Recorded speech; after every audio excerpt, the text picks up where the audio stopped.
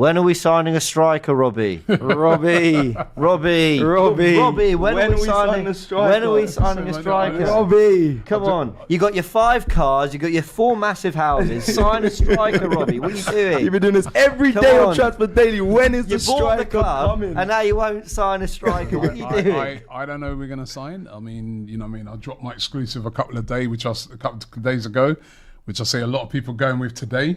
That about Ivan Toney, that's not dead. There's talk today as well about Raheem Sterling. There's been a lot of talk about that over about the past hour or so about Arsenal being interested in him, and also Kingsley Coman is still there available as well. So, or will Arsenal go completely left field and bring in a signing that nobody was thinking of? Well, yeah, there'd be a keeper. Joan Garcia is going to come in from Espanyol. Yeah. That's going to happen now that Ramsdale. Do you think we'll pay the release clause? It's a lot of money, 20. I think he'd be under that. I think that deals like that, I think, are more or less have almost been done already. Yeah. And they've just been sitting there waiting on Ramsdale to move, because obviously they couldn't move for Garcia if Ramsdale doesn't go. But now Ramsdale's done his medical, he's going to be unveiled as a Southampton player. Then they'll get that done and he'll be in before the end of the transfer window tomorrow. But what everybody wants to know, obviously, is who's that forward player going to be. And I think it's, if we sign a forward player, a good forward player, I think it's been a very good window for Arsenal when I look at it. If we don't get that forward player, then I think it's been we strengthened the defence up midfield, but we still left ourselves short up front, especially with Eddie Nketiah going. Surely they've got to be bringing someone in. So and Fabio Vieira as well. Fabio Vieira went as well, yeah. So some of those names, some of them names suggested. I mean, personally, I'd have Sterling. And I'd have Toney. You know what I mean? One of those two I'd have. It was either or. Yeah. Either what, Sterling or Toney? Yeah. I think it's Toney. Oh. Jeez. Yeah, what you doing? Jogger seems to have dropped out the picture. I don't want to disrespect what Sterling has done in his career. Incredible numbers. Sterling's got to a level that Toney's never got to, in my opinion. So if Arteta's able to get that back out of him, then we've added a top winger. But the problem is we haven't seen that for 2 years. He had glimpses last season, but that was more towards the start, Raheem Sterling. I read some words from Kevin De Bruyne on Raheem, talking about what a great humble guy he is, how well they got together. They got on together, their kids friends, as well, they're good friends. So I think this idea that because he's come out quite publicly about the Chelsea situation, that there's like an attitude thing, I don't think that would be a problem. There have been rumours about whether Toney is someone that would fit in with the supposed way that Arsenal sort of do things, but again, I've seen that debunked in recent days as well. Well, he looks, and also he just looks a brilliant player. And I think we could do with a little bit of arrogance up the pitch to, go to the Etihad and go, oh, listen, I'm the guy. I'm going to bully their centre back, so I'm going to give us an outlet. So I think both would add something to Arsenal.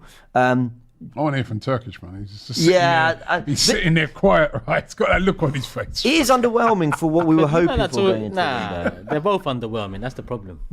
Yeah, both would be underwhelming. I'd probably lean towards Toney, but if you could get the best out of Sterling, then that's a whole different, completely level of player. But who would you want? I don't want either.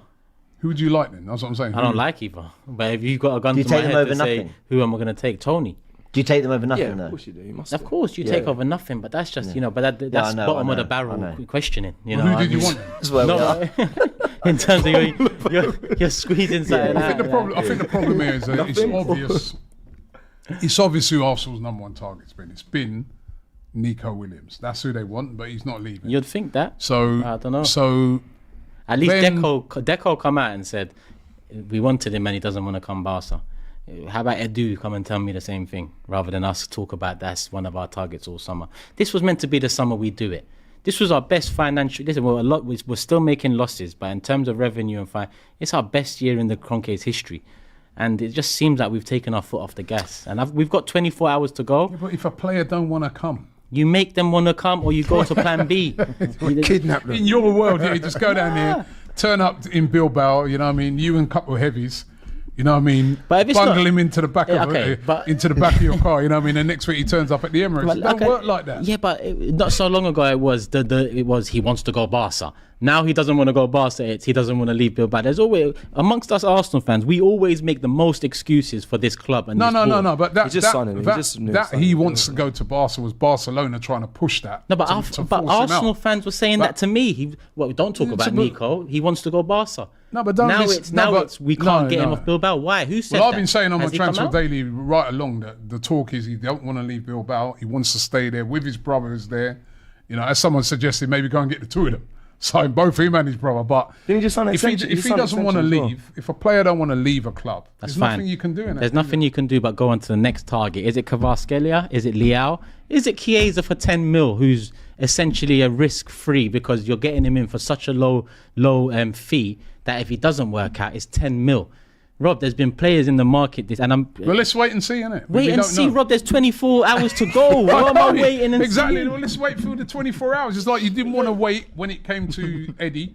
When you were saying get rid of him for 15 million quid, now he's gone for 30. Yeah, and you were saying get 50 mil for him. That's why you got to be patient. You were saying get 50 mil for him. That's why you need patience, because you were there like, let's just, you even blamed it onto us, remember? Yeah, it was our fault. Both of you said 40, 50 mil at the start. It was our fault. I never actually thanked you for getting us 30 million. I should get a percentage of that 15 mil then. Well, let's get a striker first, worry about your percentage after. But if the excitement's not about Eddie going or this person going, our attack is actually weaker than it was last season.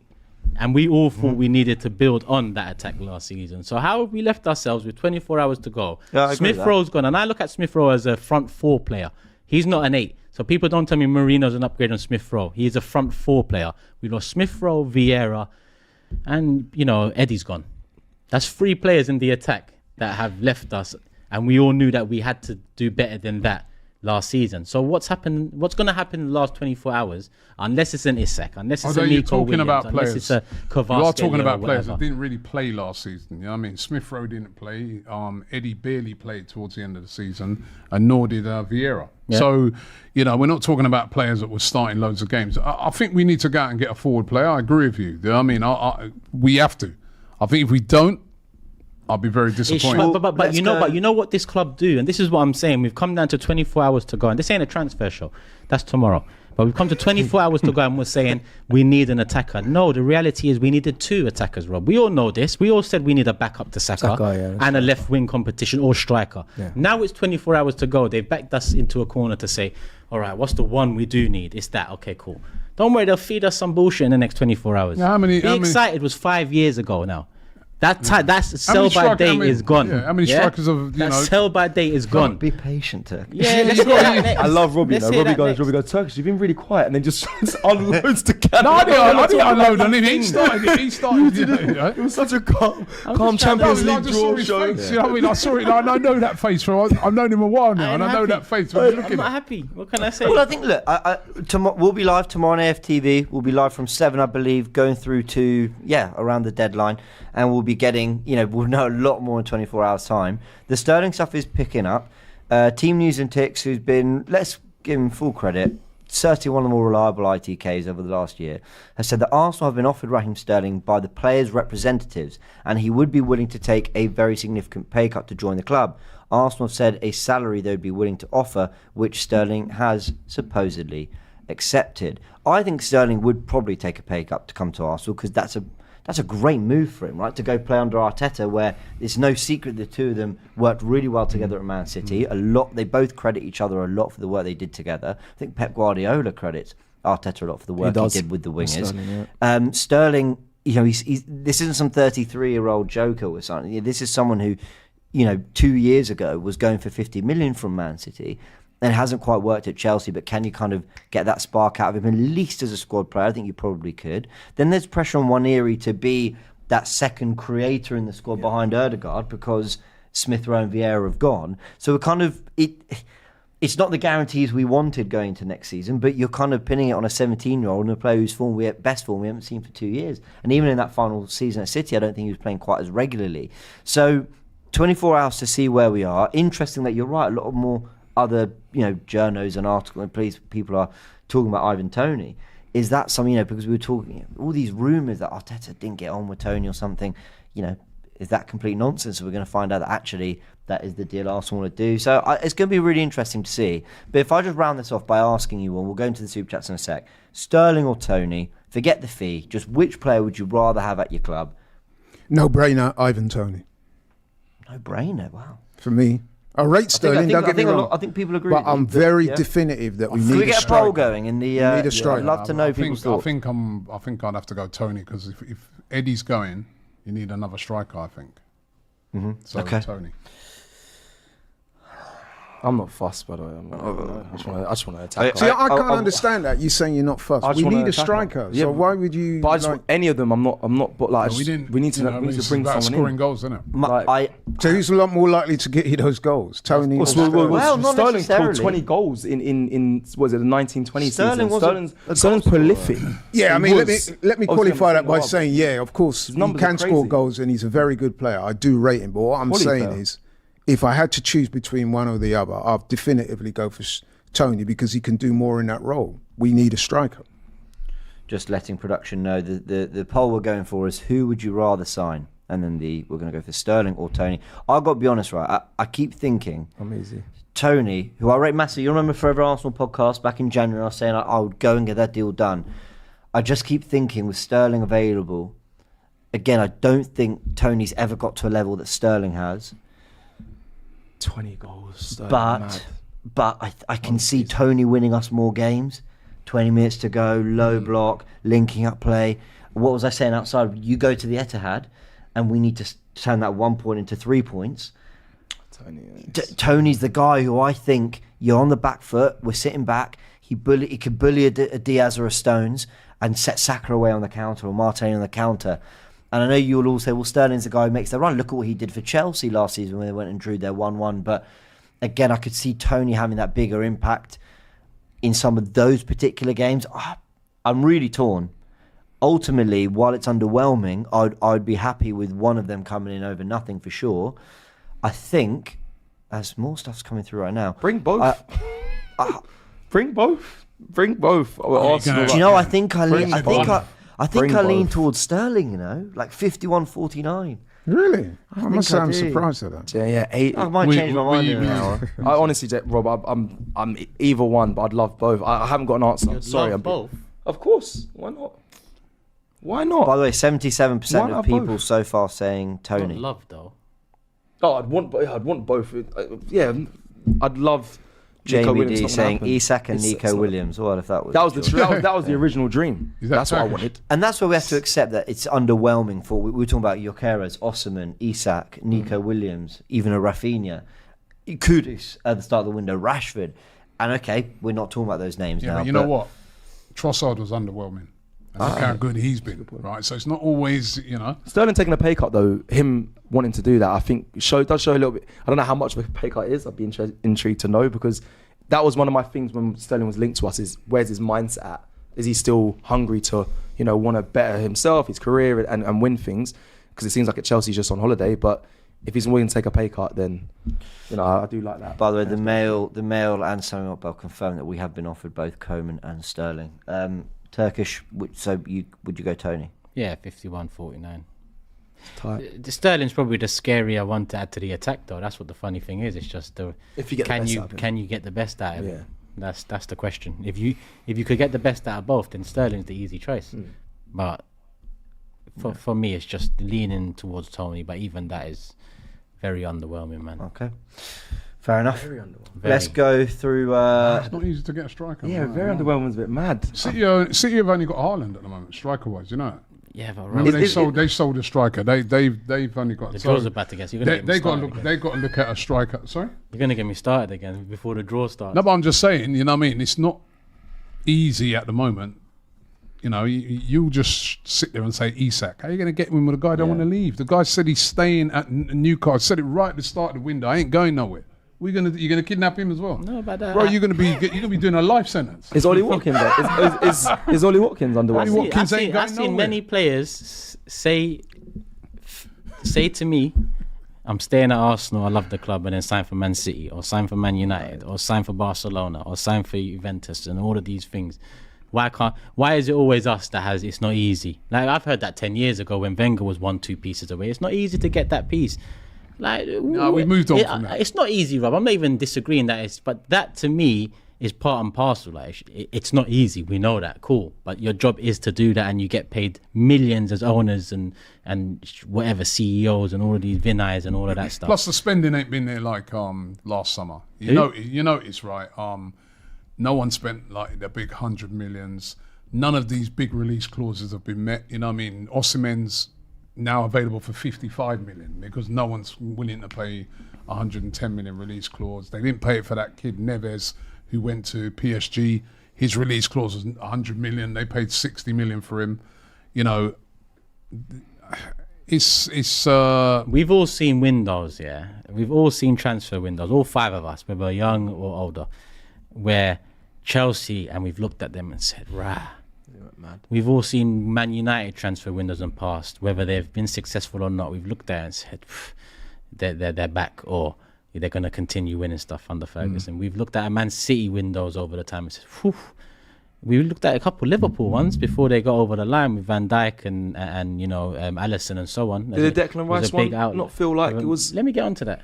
You know, I don't need to include Tottenham. They're default big six. You know, so I'm not going to include them to soften the blow. We are the third biggest club in this country.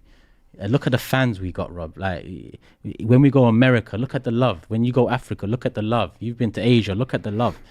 Like, why can't we have a window where everyone else looks at us and says, rah, these men are on it? We've never had that Rice window. Last season. Just about. Yeah, that was just about. No, everybody was looking at that and saying, "What a signing!" Yeah, but just about, and then we countered that with Havertz, and at the time that deflated the window. Let's not forget that. No, Havertz came first. Yeah, but it was like, all right, there's a deflating one with Havertz. Why the hell did you do that? And there's Declan Rice. Wow, how could you do that? And then in the end, Havertz worked out cool, but. That window last year was our best window in this Emirates era for sure, and it gave us the most hope and belief going into the season. But it wasn't a window where everyone looked at us and said, rah. Because Declan Rice's quality, 100 mil. Who's been the wow this year, apart from the Mbappe one that we knew was potentially? Right, who's been the wow? When you look on any team, who's been that wow? Potentially, no. There hasn't been an outstanding wow. But there's clubs that you could look at and say, potentially this is the summer that you look back on and say, that's when they started getting it right. I'm not saying Man United have, but Man United have spent quite a bit of money in different positions. It ain't just about spending. To me, like I like the signings we've made. We've made signings. I do too.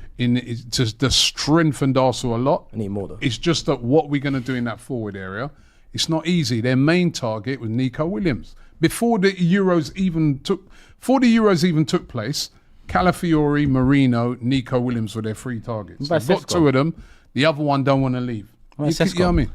You wanted to come in, Laurie? Yeah, I just wanted to say, with Toney, it would appear that there are some naysayers, and it's because of what happened to him last season. We know about the ban through the gambling stuff. Then he came back late, and it was a bit of a disjointed season as far as he was concerned.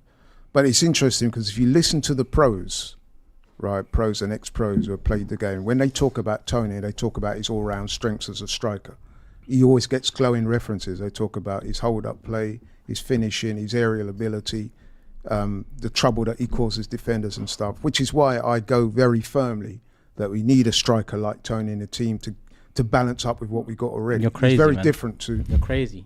We waited 20 years. How is that crazy? We waited 20 years for Ivan Toney to be this piece of this. No, I'm telling you what I've heard the professionals. Yeah, but I was just talking about the standards we should be raising in terms of the demanding of the club. I get that Tony's going to raise the level of our strikers, but come on, like, surely that's not the final piece that was intended. No, I'm addressing the question that James asked earlier as to whether you would prefer Sterling and Toney. So I'm saying even that we're down to the bare bones because this club hasn't acted the way they should have this window. We're asking Sterling or Toney. Come on. So who did you want then? It's not... James, from the beginning of the summer, I said it doesn't matter who I want. Just sort the positions that you need to sort out. That's Why is it the main... Trying with 24 hours to go asking Sterling or Toney? You think that's trying? They've been offered Sterling that's and Toney. Dead. Sterling and Toney in the last 24 hours when we're trying to go for the league title. So who do you want? Yeah, I mean, you've got a lot of talk. So who's you've got not to say dead who you then? want. Who's what I'm not saying dead? is they Who's haven't not done dead? their job up until now. Yeah, who's not dead? That's available now. Yeah, Gyökeres. Who's not dead? But Gyökeres would have been better. I don't even know much about him, but he would have been more exciting at least. Right. So what I'm saying is I've least. listened intently to what the professionals... Now listen, I'm not saying they're always right, but sometimes it is good to listen to these guys. I listened to Stan Collymore there. I didn't want to reference that, but I'll just throw that out. he was giving a breakdown on the qualities of Ivan Toney and why he would suit a club like Arsenal, Chelsea, whoever. And the way he broke it down, the different attributes that he's got, measure up very well. That is what we need, as opposed to Sterling, who's basically a winger. Sterling's far more proven in front of goal than Toney, man. Toney's had 120-goal season with like 7 penalties. But I said the last season was an anomaly because of the ban. All of a sudden, we're all talking like Toney's the guy. Like, and again, if we get him, it's better than nothing, that's for sure. But the reason we're here talking about Sterling and Toney is because in probably the biggest window we've had since the Emirates era, because it's off the back of our first year of competing and the expectation to compete, we're down to 24 hours asking about Sterling and Toney. Familiar feeling. I've had this under Wenger. That's how Arteta come to the club. Let's not forget these last minute transfers we start doing because we realised that we're a bit light. Arteta said we're light, and the club have admitted all these things already. So it's not like I'm saying anything that should be shocking to anyone. But I also think if that superstar Isak wasn't out there, you know, Kudus last year was there for 35 million. A year ago, we were saying it. Pedro Neto was there for 55 million. We were saying it. Like, my frustration is that I don't think we've had a bad window. I like Calafiori. I think he strengthens us. I like Marino. I think he strengthens us. And I think just adding any depth like a Toney or a Sterling, rather than having them over a Vieira or an Nketiah, I think strengthens us. However, I'm with you to a point, which is like, it wasn't just can you get the £120 million Isak or the £100 million Osimhen? Well, if no, then you're having to go for a Sterling or a Toney. I think there were players, like, we know that Kudus had a release clause or something like £80 million or something. And I know people will go, 80 million for Kudus, but that screams... It's not worth that. Let me put it another. You say that. You say, is he not? Let me put it another way. 80 million. 80 million. Let me put it another way. I think he could be, you know. Do you think Chelsea, City, Man United, or Liverpool go within 2 points of a title and then go and make 10 million profit the summer after that? That's what we're on course to do. That is typical of this ownership when we were making top 4. That's why we cannot start painting them on walls outside the Emirates and stuff yet. Yeah? This owner's done nothing yet. We're back to square one. Seaman said it.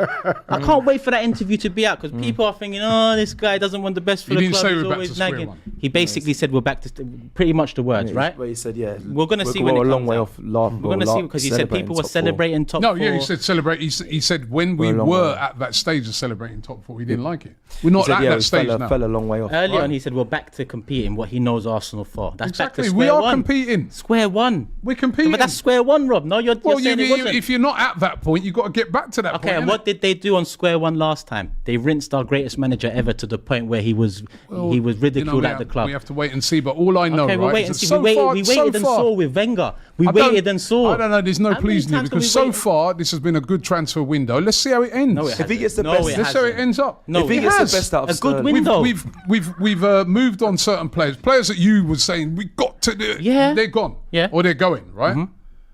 And we've strengthened the back line with Calafiori, right? One of the players that was sought after by loads of teams in Europe. We bought in Marino. Last summer, Marino, City inquired about him. They were quoted 60 million. You know what I mean? This is a good signing. Now let's see what we do in the last 24 hours. Let's see.